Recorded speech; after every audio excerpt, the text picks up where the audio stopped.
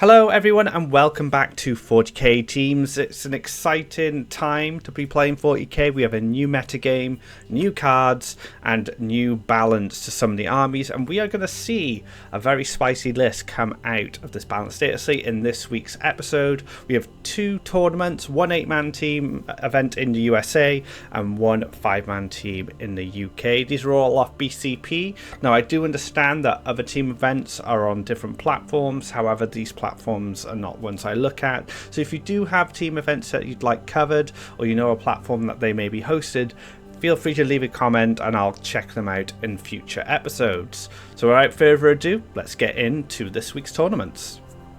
To kick things off, we have the Atlantic City Champions Cup 2025 in the USA with 96 players, 8-man teams, and as you can see, a very decisive victory from Get Good 40k with a 5-0 win. Second place, we have the Legion of Extraordinary Gentlemen with a 4-1. Iron Inquisitors with a 3-2, and then a bit muddier of the scores at the bottom in fourth place with 2 wins, 3 losses and a draw. So a very strong win from Get Good, and they had some awesome lists in there that we're going to check out, especially Tau. So let's get into it and take a look at their composition. So some returning favourites from the previous slate, but also some new competitors as well. We have this 8-man team comp led by Reaper's Wager. We did see that crop up in a couple of events in the last slate. So now it's had its buff. It gets real ones to hit all the time. So it's become a lot more consistent. And we're starting to see Drakari, really take shape in this metagame. Traitorous Lance just before the Codex drops for Chaos Knights. Chaos Knights Codex is looking very good, so we'll be sure to see more of that in the future. Maybe a selection of Big Knights, maybe more War Dogs. We'll have to see how people build. No surprise to see Death Guard here. Going to be pretty standard in any 8-man teams. I would be very surprised if we don't see them in every team at WTC, but you never know. WTC can also shake things up. And this is the biggest spicy list of this event. Crew Hunting Pack from Tau with Drew. We're going to take a look at his list and his placing with it as well. We had Berserker Warband from Get Good, named after the team, I guess. Really good. Votan still proven to be really consistent and solid with Oathband. Grand Coven making its appearance. We have the new T-Sons Codex, so good to see them on the table. And of course, Ultramarines Gladius. Who would have thought? They survived the nerfs. They're still really good. They just don't have a bucket of CP to work with. They have to work with a more fair and regulated amount, but hasn't stopped Nicholas here taking them to this event. Now, if you were to tell me before the slate dropped, and even after the slate dropped, that Tau would be the best list at this event, and Crew Hunting Pack, I wouldn't believe you. But here we have Drew's Crew Hunting Pack list, taking some very strong scores. 320 nils, 14-6, 15-5 and a 16-4. And these are not against slouched detachments and armies. We have Oathband, really solid, Coterie, really dominant, Khorne, Demonkin, Creations of Baal, Reaper's Wager. So it goes to show that Tau has some skin in the game in this meta game. I don't know much about Tau. It's quite interesting to see only one character. Now I know the Kroot Rampages are really strong. We've seen Kroot Riders, got Kroot Hounds, and then we've just got guns. Hammerhead gunships with iron cannons, Sky Raids with accelerated burst cannons. So we've got this kind of hordy swarm of mounted with the Rampages and Kroot Riders. We've got stealth suits doing good stealth suit stuff. We've got that mandatory character by the looks of it, so no Kroot characters applying buffs. So we haven't got this kind of super horde with like loads and loads of Kroots with like character support and enhancements. We've gone for like just like the pure mounted side of things with Rampages and Riders, and then we've got some firepower to back it up. Now, I wish I could tell you more about this list. I wish I could tell you more about Tau, but as you guys know from previous videos, they are not a faction I'm a specialist on, and it's not a faction we have many people playing in our community. I think we only have about 2 players, and we had one Kroot player, but played more the Horde side and hasn't played them in some time. So if you know anything about Kroot Hunting Pack and you want to leave a comment, by all means let our community know, because it'd be great to get some more insight on this list. And Drew, if you're watching, by all means reach out, let me know if you'd be interested in an interview or anything like that. I'd be happy to talk to you about your list. But yeah, amazing result, Drew, well done. For our second list, I did decide to move away from the winners and look at the second place finisher, which is Sean Reynolds on Liberator Assault Group from the Legion of Extraordinary Gentlemen. Now, Sean did really well with this list. Look how many 20s he got. Just goes to show how powerful of a player he is, but also goes to show how powerful Blood Angels has become with these new points changes. A lot of things got reduced, and I think Blood Angels were in a pretty good spot beforehand. But I believe these changes has shot the faction up the tier lists, maybe even S tier, probably definitely A tier minimum, and just look how much stuff you get now. I know it's mostly MSU, but you still get a few bricks in there. We've got 10 Def Company with Jump Pack as the 1 brick. We've got 2 6-man Blade Guard vets. They will likely have the Chaplain with Speed of the Primarch for fight first, but you also get that +1 to wound, and then the Judicia on top with the other one for another fight first. So 2 durable, fairly hard hitting units with Liberator's ability of +2 strength from the charge, +1 to wound on top. Fight first units that can bully objectives, clear out threats, and have a kind of durable threat that you must deal with. And then you have that 10-man Def Company unit, which either has Lamartis for durability, or you could even swap in Astaroth if you want some heavy hitting dev wounds to go along with it. And then combined with all of this, you have this mass amount of fast moving combat threats, 12-inch movements, access to advanced in charge. You've got 3 Sandguard, you've got Dante in one of them, you've got 2 Vanguard vets, and you've got 3 JPIs.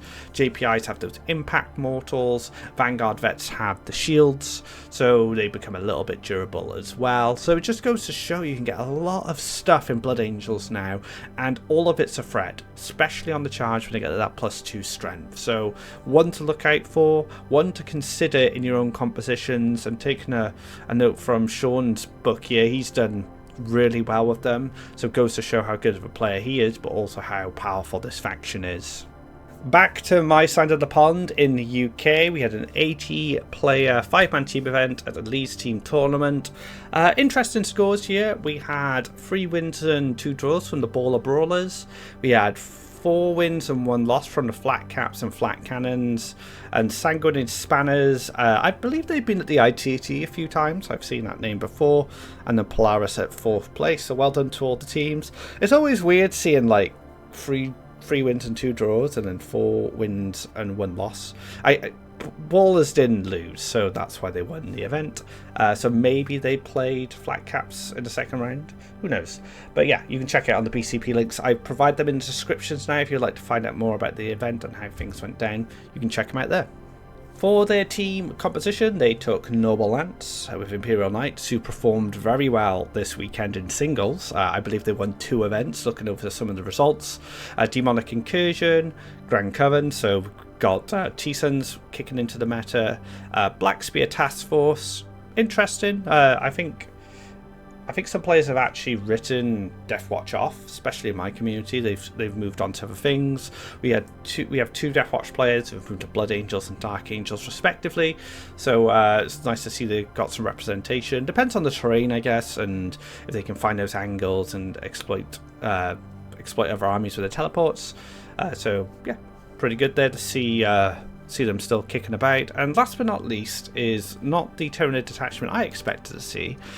Some people have said Crusher Stampede is one of the weaker detachments, but Matthew here proving that they do have a place in team. So we will be taking a look at the Langton brothers lists up next.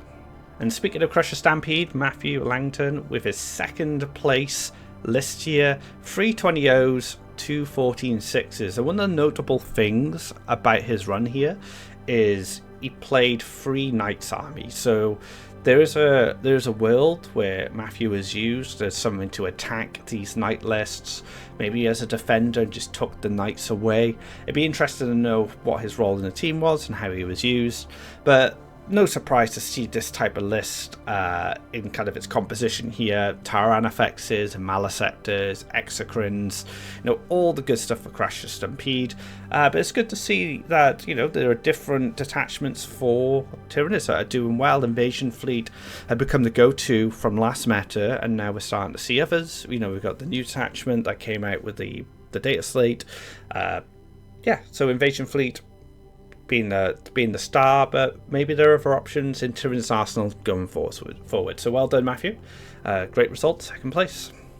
Some things are just better in pairs, so I decided to show off Christopher Langton's list. I assume they're brothers or related in some way. I make that assumption, I apologise if I'm incorrect, but taking third place here with Demonic Incursion. All the big greater demons with some chaff to support it. And we had a 20-0 versus another Demonic Incursion, 20-0 versus a Khorne Demonkin, showing them that they're the proper demons. A Carrier in 12-8, so being able to take a small win there. So good to see Tau kicking about. Invasion Fleet, as we just discussed before, being one of the more popular Tyranid variants, and then Berserker Warband, another 20-0. So taking decisive victories against World Eaters and in a Chaos Demons mirror. As you can see here, 5 big demons, Be'lakor, Fate Weaver, Scarbrand being opted over the Bloodthirster these days, even though the enhancement's still quite good. Great and clean one with Endless Gift, don't leave it at home, very, very durable. Load of change with the Everstave to make it more killy, best way to put it.